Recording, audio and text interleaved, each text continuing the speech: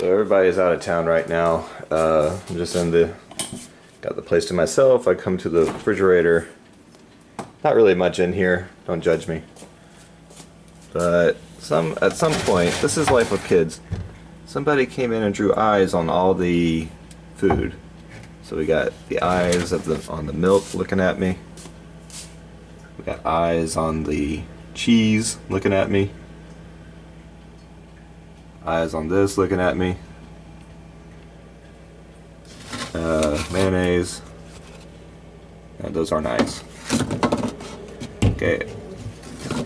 The mayonnaise hasn't become sentient yet. Got eyes on the eggs, and that actually kind of looks like a face.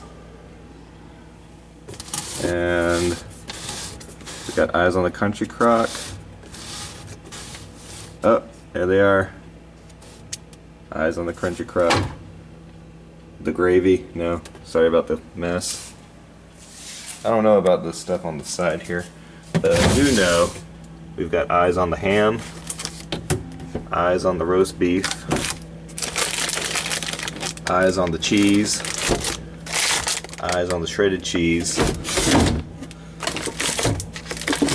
eyes on the bologna,